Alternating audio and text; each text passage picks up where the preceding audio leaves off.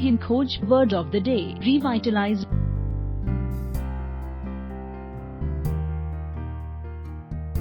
Revitalize का हिंदी में मतलब नए प्राण भर देना होता है।